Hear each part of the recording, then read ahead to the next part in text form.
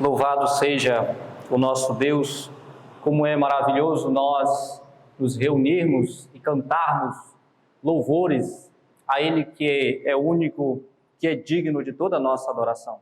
Convido a todos que, por gentileza, abram suas Bíblias no Evangelho segundo Lucas, capítulo 9.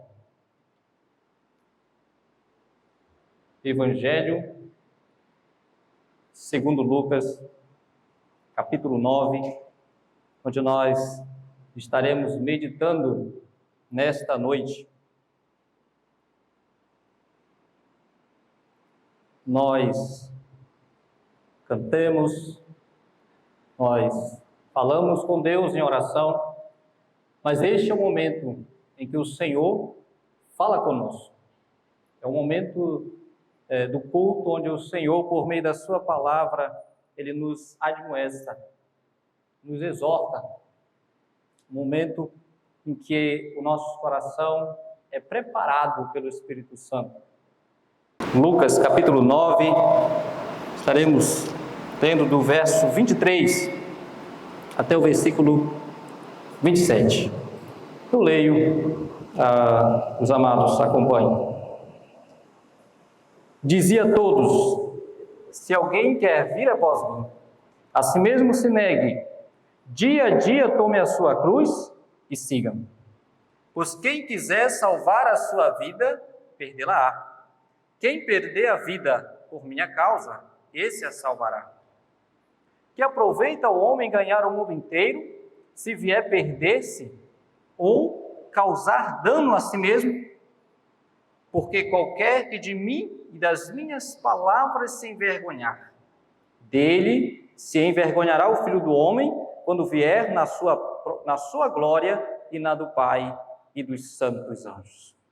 Verdadeiramente, vos digo, alguns há dos que aqui se encontram, que de maneira nenhuma passarão pela morte, até que vejam o reino de Deus.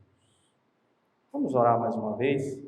Feche seus olhos, curve sua cabeça. Pai Santo, o Senhor é digno de toda a nossa adoração.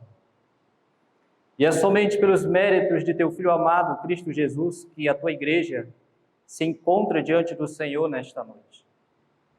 Ó Senhor, obrigado pela misericórdia, pela graça, pela eterna salvação que o Senhor nos concedeu. Senhor, a Tua palavra foi aberta e lida, mas como nós a entenderemos se Teu Santo Espírito não a iluminar? Por isso nós clamamos, Senhor, que Teu Santo Espírito haja poderosamente nos alimentando esta noite, falando, ó Deus, ao nosso coração as verdades do Teu santo e precioso Evangelho. É o que nós oramos, ó Deus, em nome de Teu amado Filho Jesus Cristo. Amém e amém. Irmãos, em 1095 da era cristã, a cristandade ocidental foi inflamada pela pregação de homens como Urbano II, o então pontífice da Igreja Católica da época, e outros pregadores como Pedro, mais conhecido como o Eremita. E as suas pregações tinham como objetivo convocar as massas a guerrear contra os maometanos turcos que haviam tomado Jerusalém e impedir os peregrinos cristãos de visitarem a cidade sagrada. Então, aquelas pessoas, ao ouvirem tais pregações, elas vibravam de entusiasmo, e grande número de pessoas tomou a cruz, isto é, costuravam sobre suas vestes uma cruz de tecido escuro, como sinal de voto que assumiram de se juntarem a um dos maiores movimentos que teve início no século XI e perdurou até o século XIII. Movimento que ficou conhecido na história como as Cruzadas. O texto que nós acabamos de ler salienta que o discípulo do Senhor Jesus, ele tem que lembrar que ele tem um compromisso e deve, dia após dia, tomar a cruz. Dia após dia, lembrar da sua identidade. Quem somos nós? Mas o contexto desse livro, de maneira breve, para que nós possamos compreender sobre Lucas, a passagem que acabamos de ler, encontra-se no seu Evangelho. E Lucas, nós sabemos que é o mesmo autor do livro de Atos dos Apóstolos. Segundo os estudiosos, este Evangelho foi escrito em 63 depois de Cristo. E segundo o próprio Lucas, esta obra veio após este ter feito uma acurada investigação sobre a vida e o ministério de nosso Senhor Jesus Cristo, e teve como destinatário o excelentíssimo Teófilo. Isso você encontra no capítulo 1, nos primeiros versículos do capítulo 1. Esse Teófilo era provavelmente um oficial romano de alta posição, e também representante dos gentios que haviam sido instruídos na mensagem cristã, e a quem Lucas fornece um relato completo, tanto do ministério terreno, como do crescimento da igreja após o Pentecostes, a fim de dar à fé de Teófilo um fundamento sólido. Ele diz, após de uma acurada investigação, então ele fez o seu evangelho. Meus amados, os 5 versículos que acabamos de ler encontram-se no capítulo 9 deste precioso evangelho. E nestes versículos, o próprio Cristo adverte seus seguidores a respeito da verdadeira essência da jornada cristã. E Jesus, sem firulas, sem rodeios, ele diz abertamente a todos que o querem seguir como seus discípulos, que a estrada da salvação é uma estrada de renúncia e de morte. Mas o que significa a cruz? Lembremos, igreja, que a cruz era um instrumento de execução, e execução violenta e dolorosa. E é com esses termos, retoricamente impactante, que nosso Senhor Jesus Cristo descreve o destino para o qual todo discípulo precisa estar pronto, o qual cada um de nós precisamos estar ciente. Todos, meus amados irmãos, que o seguirem, terão de enfrentar o desprezo do mundo, até o próprio martírio, pois é preciso seguir até a cruz, até a morte, até o fim. A cruz lembra os discípulos dia após dia que a sua vida já não é sua. A cruz nos lembra dia após dia que a nossa vida, que a vida de cada um de nós, daqueles que seguem o Senhor Jesus, não nos pertence. Meus amados irmãos, quero meditar nessa noite como tema da mensagem, a relevante mensagem da cruz. A relevante mensagem da cruz. Primeiramente, vamos ver o que diz o versículo 23. Novamente, veja como ele reafirma algo importantíssimo à nossa caminhada. Dizia a todos: se alguém quer vir após mim, a si mesmo se negue, dia a dia, tome a sua cruz e siga. Olha só, o que nós podemos tirar ou compreender que o Senhor Jesus está dizendo? Que a decisão de ser um cristão, de seguir o Senhor Jesus, é uma decisão consciente.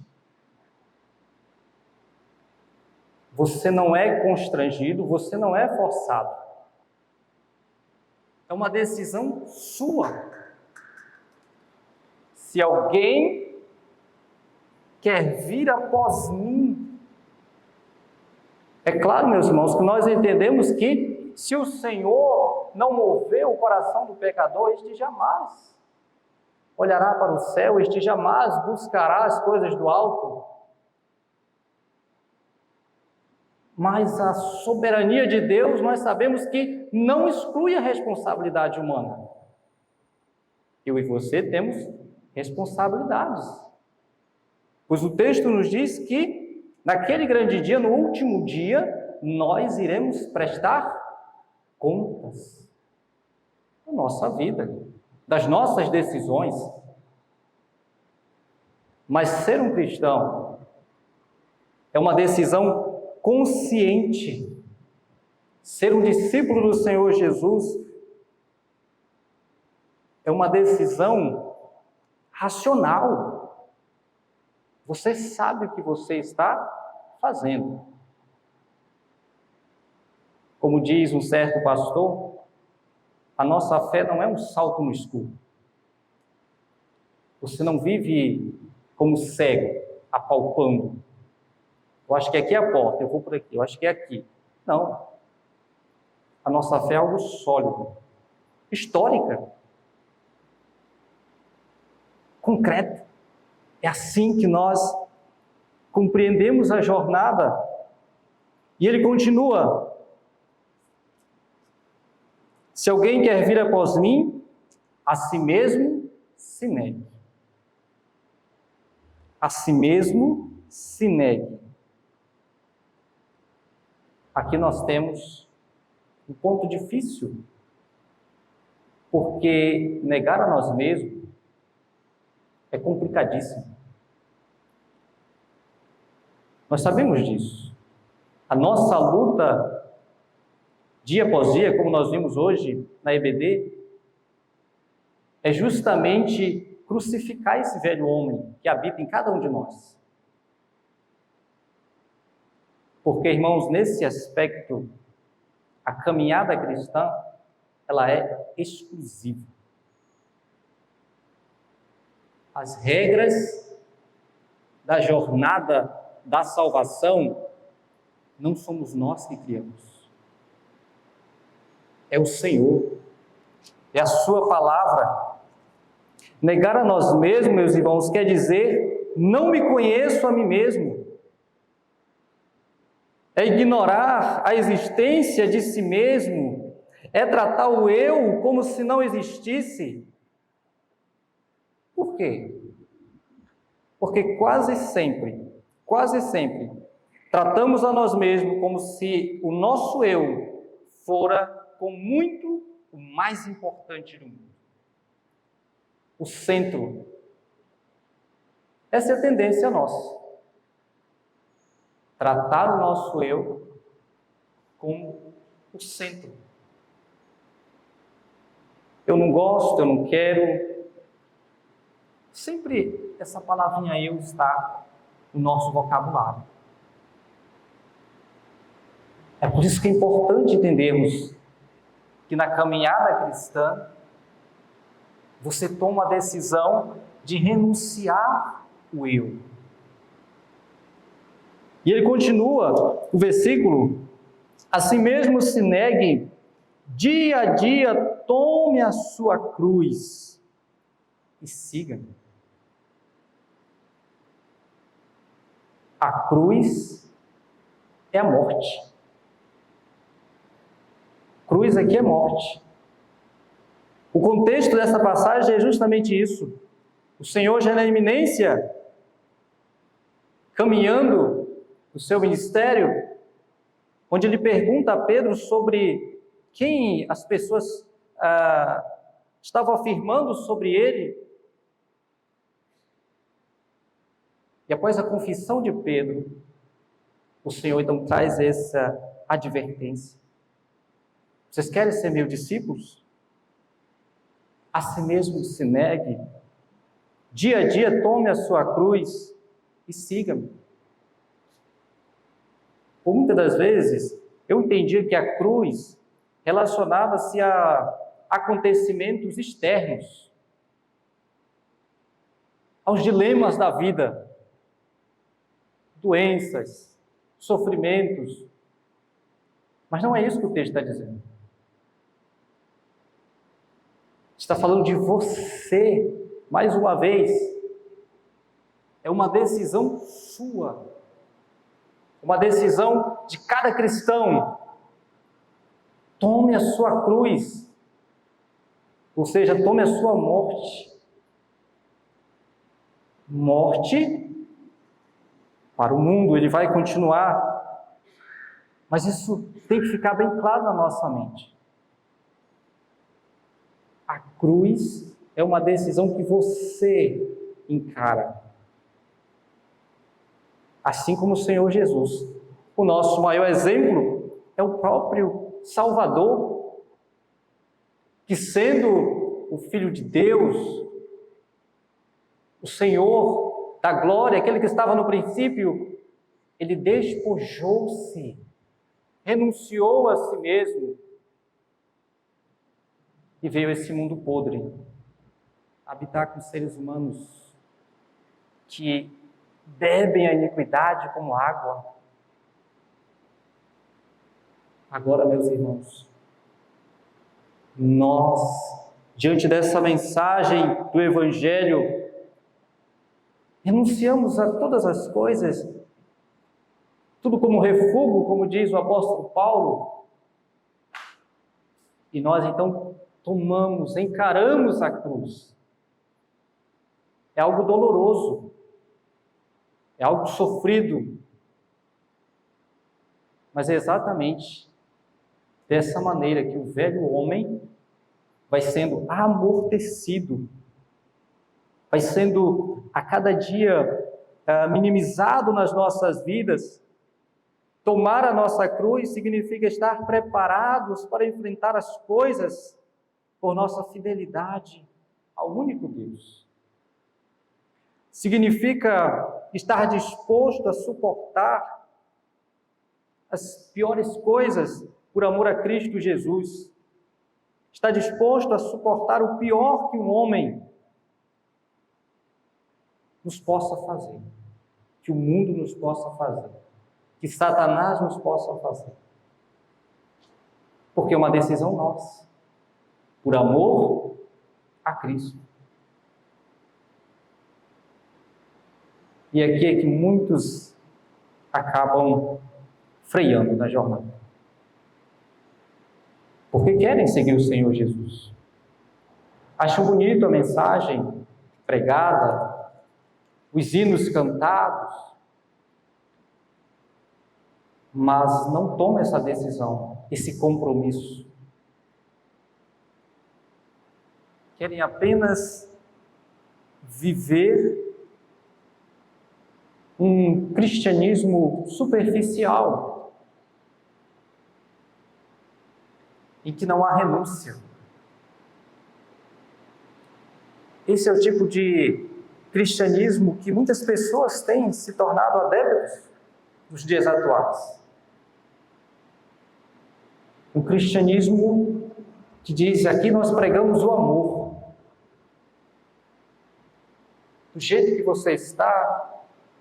E é verdade, o Evangelho nos chama do jeito que nós somos. O pecador está no lamaçal do pecado.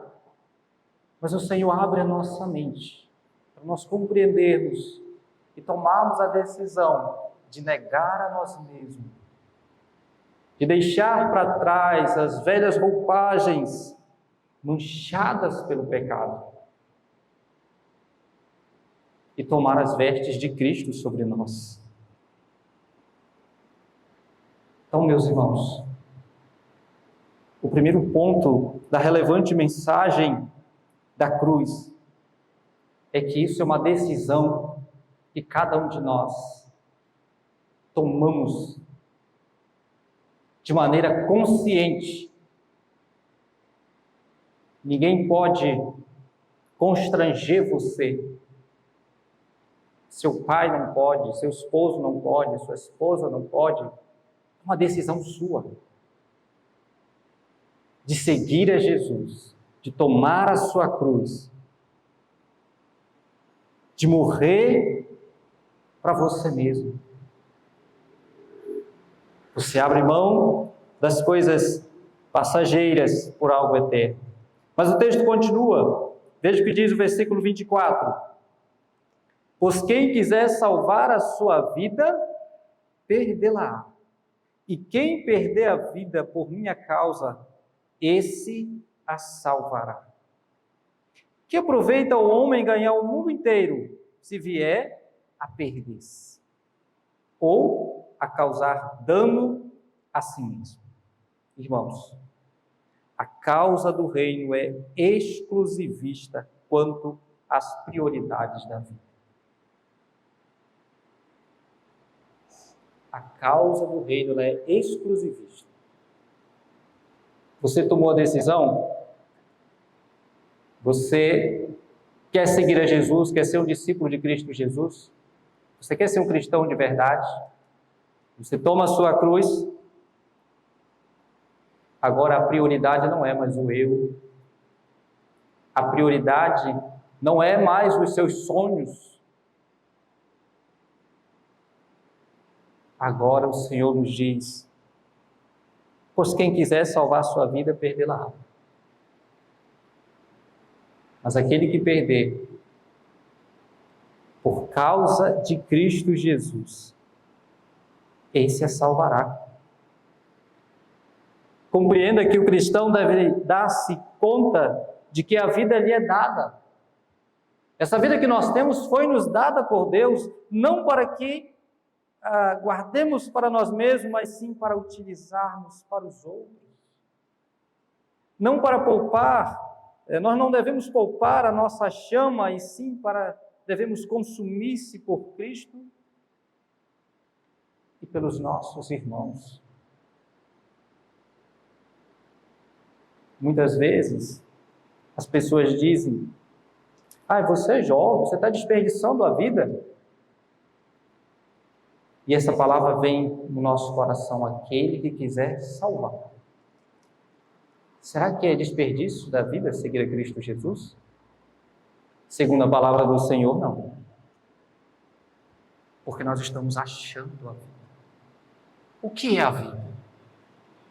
Onde existe vida verdadeira? Essa é a pergunta que nós devemos fazer. Será que são os prazeres momentâneos? As coisas efêmeras, passageiras? O sucesso, a fama, o dinheiro? Será que é isso que é a vida, meus irmãos? O pecado? Que oferece alegria, mas no final tem morte? Nós devemos sempre entender que essa vida que nós temos aqui, nesse mundo, nessa terra, ela é passageira. E ela foi nos dada. Ou alguém aqui decidiu nascer? Ninguém, né, irmãos? Alguém nos trouxe a este mundo. Alguém nos trouxe a este mundo. E esse alguém, um dia, nós estaremos diante dele, vamos prestar contas. Creia ou não. Essa é a verdade bíblica. Mas ser um discípulo é você compreender isso. Essa vida foi nos dada e nós devemos entendê-la, ter um coração sábio que possamos vivê-la da maneira correta. O fato, meus amados irmãos, de alguém ganhar o mundo inteiro à custa de negar a Cristo Jesus é uma transação comercial muito ruim. É uma escolha muito pobre. Você tem tudo nesse mundo. Mas aonde passarás a eternidade? Aonde irás passar a eternidade? Essa é a pergunta que nós devemos nos fazer. Talvez você diga, mas muitas pessoas não creem na eternidade. Independente se crê ou não, ela existe. E existe uma semente no coração de todo homem que afirma que ela existe. Ele tenta negar. Mas nós não devemos, irmãos, fazer essa comercialização tão ruim.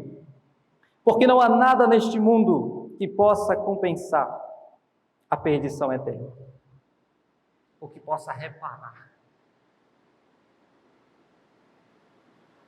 Para onde irá toda a fama dos reis, dos grandes imperadores que dominaram povos? Diz o texto que o pobre e o rico vão para o mesmo lugar. Porque todos nós somos pó, e ao pó tornaremos. Pode ser bonito, feio, alto, magro, todos vamos para o mesmo lugar. Mas o que Jesus traz para os seus discípulos é que existe uma verdadeira vida para cada um de nós. E o que é mais interessante, meus irmãos, é que a tendência natural de cada um de nós é para salvar a nossa própria vida. E os métodos que nós usamos para isso são métodos egoístas, métodos complacentes, rotineiros e pequenos. Todos nós somos inclinados a salvar a nossa própria vida. Mas Jesus está dizendo: perca ela em mim. Perca ela na genuína vida que é Cristo Jesus. Irmãos, a satisfação dos prazeres, a vida de luxo, conforto, tudo desse presente século, os melhores talentos, muitas pessoas têm dedicado ao mundo. Porque nesse mundo, o ego humano é aplaudido. Nesse mundo, nós somos colocados em holofotes, no palco, no centro. Mas tudo é vaidade. Tudo é vaidade. O que o Senhor está dizendo para nós, que ser discípulo dele, negar a si mesmo, tomar a cruz, talvez para muitos é loucura, como diz o apóstolo Paulo. É loucura. Mas porque não compreende a eficácia e a profundidade que essa mensagem traz ao coração humano. Mas aqui o Senhor nos relembra, meus amados irmãos, que nós estejamos cientes do verdadeiro propósito da nossa vida e do prazer espiritual profundo que nós temos em Cristo Jesus. Nós podemos dedicar completamente as nossas vidas ao nosso Salvador, mesmo que as pessoas nos considerem loucos, se abandonarmos as nossas próprias ambições egoístas, se buscarmos primeiro o reino de Deus e a sua justiça e nos entregarmos sem reservas. Sem reservas. Eis uma vida que nós podemos nos lançar sem medo. Chama-se Cristo Jesus. Eis alguém que nós podemos descansar e repousar o nosso pequenino coração em seus braços, porque Ele sim cuida de cada um de nós, porque Ele sim tem misericórdia de nós. É Ele, meus amados irmãos. Jesus, ao falar isso, Ele estava totalmente ciente que no coração de todo homem, o desejo por riqueza material pode ser um poderoso dissuador contra a entrega total a Ele. É por isso que Ele diz: Que aproveita o homem ganhar o mundo inteiro, se vier a perder-se ou a causar dano a si mesmo? A vida sem Cristo é uma vida precária aos olhos de Deus, porque é uma vida sem significado, sem propósito. É isso que o Senhor está nos falando esta noite. Que aproveita. Para o mundo, tem todo proveito. Para o mundo, é isso que importa. Para o nosso velho eu que existe dentro de cada um de nós, isso é o mais importante. Ganhar o mundo, ser reconhecido, ser um homem de grandes posses. Mas se vier a perder-se, ao tormento eterno. Ao tormento eterno. Será que vale a pena, meus amados irmãos? Será que é realmente uma boa negociação preferir os aplausos? Muitas pessoas, elas até querem seguir o Senhor Jesus, no sentido de que todos sabem que existe um Deus e que dentro de cada ser humano há um vazio que só o Senhor pode preencher. Mas ela diz: eu tenho um sonho. E eu sei que isso aqui não é amparado pelos princípios da Escritura. Elas põem na balança o seu eu e o reino de Deus. E na hora de tomar a decisão de seguir a Jesus, de negar a si mesmo, de tomar a cruz, elas preferem experimentar, como, em vez de fazerem como Daniel, que rejeitou os manjares do rei, as pessoas preferem se banquetear com os manjares deste mundo, na mesa farta que esse mundo oferece.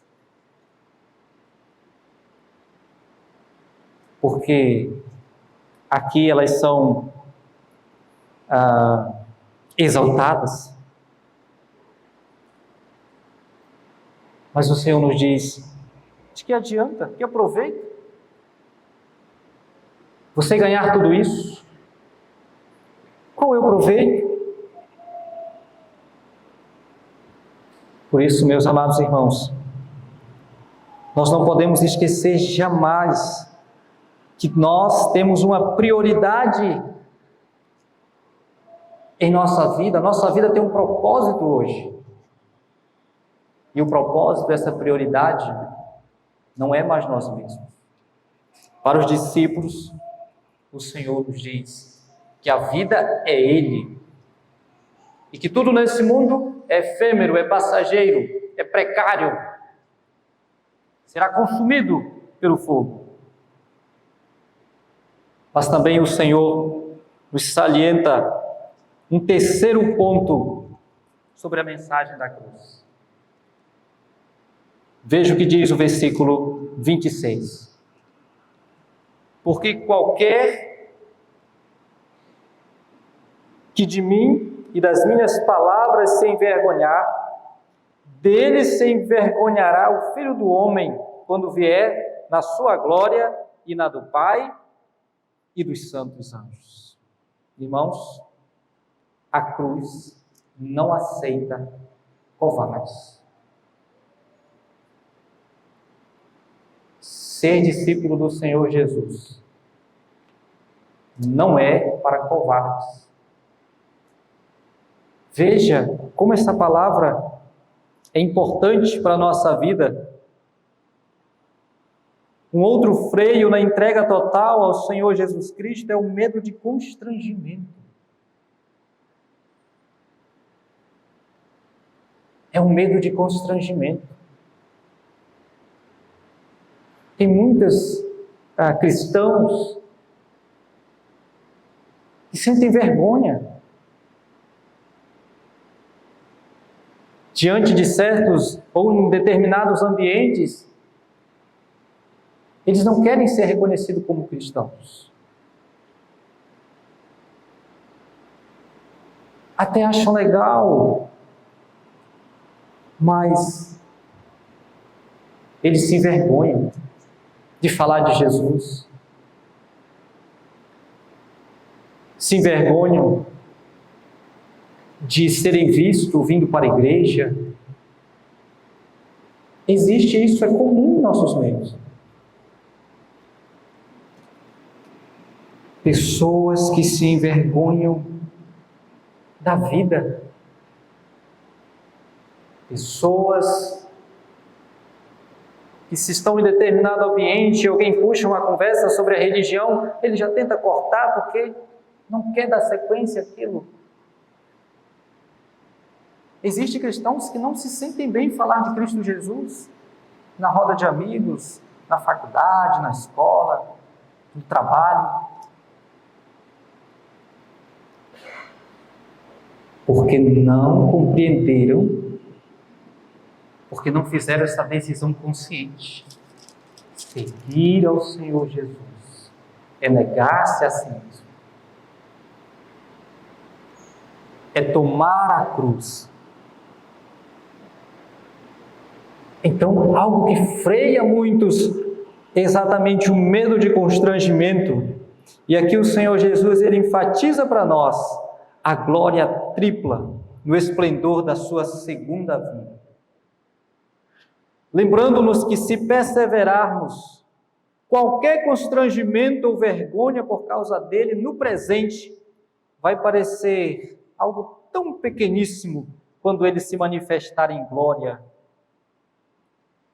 em comparação ao constrangimento enfrentado por aqueles que agora negam ele diante dos homens. Esse constrangimento, muitos cristãos são excluídos, muitos cristãos são postos de lado, mas isso, meus amados irmãos, faz parte da decisão que você tomou. Faz parte. Muitos cristãos, não sei se no Brasil, mas em outros países, nós sabemos que perdem o emprego, são expulsos da família. Mas eles, quando fizeram a decisão de seguir a Cristo Jesus, de tomar a cruz, eles tinham plena consciência de tudo isso. Mas por que o Senhor Jesus menciona que alguns se envergonham? Porque qualquer que de mim e das minhas palavras se envergonhar, dele se envergonhará o Filho do Homem. Lembremos e analisemos esse texto dentro do contexto. A cruz era sinal de morte, de vergonha. Diferente dos nossos dias, que nós falamos na cruz, todo mundo pensa no símbolo cristão, né? Não é algo tão espantoso. Mas nessa época não. A cruz era a sentença de morte para os piores, vamos dizer assim, para a escória da humanidade. Tanto é que os irmãos creio que sabem muito bem que os romanos não crucificavam os cidadãos romanos. Porque para eles era algo tão horrível que eles achavam que o cidadão romano não era digno de morrer daquela maneira. Agora pense para um cristão daquela época pregar ou sair nas ruas e dizer: eu creio num Salvador que morreu na cruz. Eu creio num Salvador que foi crucificado. Era algo vergonhoso. Mas para aqueles que compreendiam o plano eterno da salvação, compreendiam as Escrituras, que o nosso Senhor foi feito maldito por causa de pecadores, por cada um de nós. Então o Senhor nos diz: porque qualquer que de mim, das minhas palavras, se envergonhar, dele se envergonhará o Filho do Homem quando vier na sua glória e na do Pai e dos santos anjos. Mas isso também tem a ver com o versículo anterior. É você preferir este mundo e todos os benefícios que ele oferece e desprezar a mensagem salvífica do Evangelho. Meus irmãos, se formos fiéis a Ele no tempo, Ele será conosco na eternidade. Porque Ele nos diz que aquele que se envergonhar dele e das suas palavras, ele vai se envergonhar também quando vier na glória. Mas se nós compreendermos a mensagem da cruz, a mensagem evangélica, e não negarmos o Senhor Jesus, nós também estaremos com Ele na glória. Seremos recompensados não por nossas obras, mas porque a fé que Ele colocou em nossos corações, ela frutificou. Ela deu fruto para a glória do reino do Senhor. Então não se esqueça disso. Se formos fiéis a Ele hoje, no tempo, Ele será conosco na eternidade. Se buscarmos segui-lo neste mundo, no vindouro, Ele nos apontará como um dos seus. Mas se o desonramos com nossas vidas, meus irmãos, embora o confessemos com os nossos lábios, chegará o dia em que Ele não poderá fazer outra coisa que não seja nos negar. Apenas aqueles dispostos a seguir a Cristo no sofrimento também o seguirá na glorificação. É isso, é o chamado do Senhor para nós. É morte, é sofrimento, é negar a nós mesmos. E ele conclui esse assunto no versículo 27.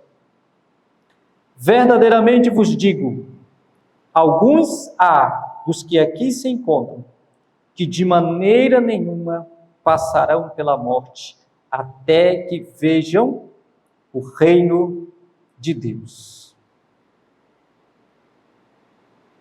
Verdadeiramente. Esse versículo, ele gera um pouco de dificuldade para os intérpretes. O que o Senhor quer dizer? Sobre que alguns ali não morreriam, mas veriam o reino de Deus. Meus irmãos, o que nós compreendemos é que o Senhor Jesus está dizendo o seguinte: antes que passe esta geração, verão sinais que o reino de Deus está a caminho. Sem dúvida, isto era certo. Algo tinha chegado ao mundo naquela época. Assim, e nós podemos comparar que, da mesma forma que o fermento, ao ser introduzido na massa, ele age também. O reino de Deus, ao tocar este mundo, ele tem seus efeitos, ele tem seus sinais, e um dos sinais é justamente pessoas que, mesmo sendo chamadas pelo mundo de loucas, elas não se importam com isso e abraçam a mensagem da cruz. E como eu disse, mais uma vez reitero, para nós hoje é diferente, mas para aquela época era algo vergonhosíssimo e que muitos viviam com medo. Mas o que nós precisamos compreender é que o Senhor Jesus, Ele encoraja os seus discípulos aqui, ao falar sobre isso, a sofrer por Ele.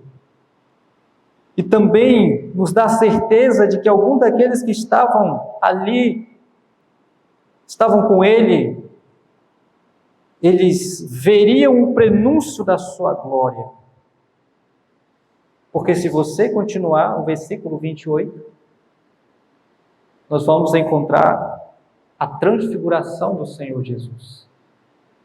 Também nós podemos compreender que o Senhor estava fazendo uma referência a esse momento em que Ele, podemos dizer assim, daria um pequeno fragmento da sua glória para os 3 discípulos, Pedro, João e Tiago.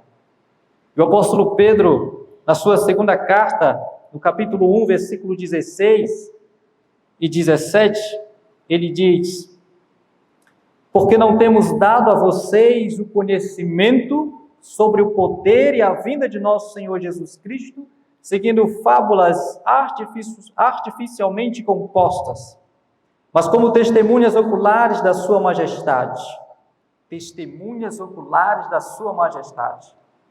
Porquanto ele recebeu de Deus Pai honra e glória, quando veio da excelente glória, uma voz que dizia: este é o meu Filho amado, no qual eu estou bem satisfeito, ou no qual eu tenho prazer, segundo a nossa versão.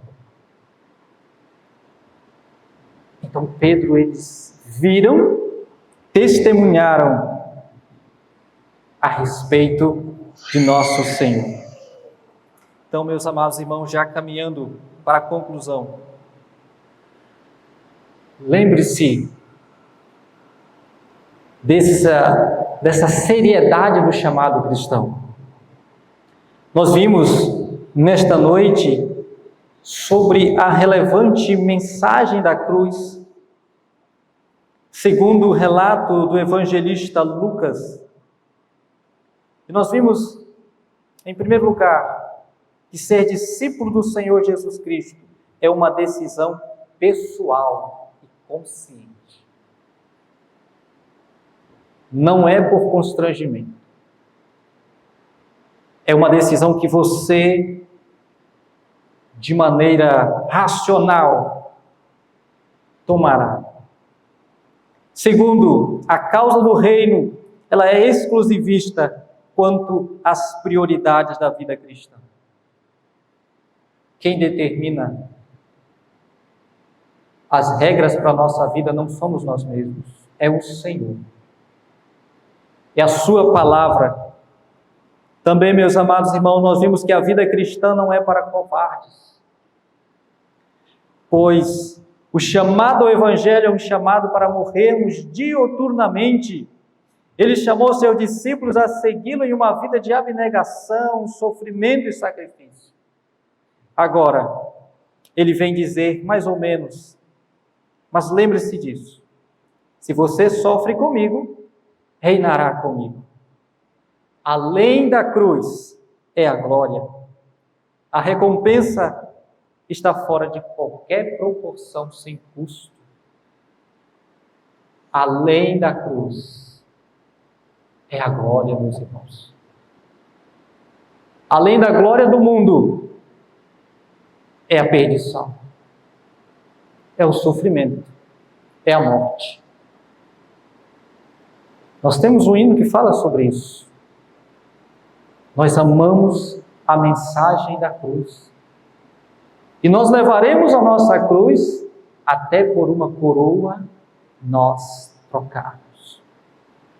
É assim que nós devemos viver. Irmãos, é tempo de reafirmarmos nossa verdadeira identidade de discípulos de Cristo Jesus. E entender que ser cristão é tomar a cruz, no sentido de suportar a dolorosa dor da morte do nosso próprio eu. E isso é uma decisão voluntária, individual de cada um de nós. Ninguém pode tomar essa decisão por você. Ninguém. Seja jovem, adolescente, homens e mulheres, é uma decisão individual de cada um de nós. E por último, meus amados irmãos, é tempo de cada um de nós reafirmarmos o nosso compromisso com a cruz e com a causa do reino, e tê-lo como nossa prioridade. A causa do reino de Deus deve ser a prioridade de cada um de nós.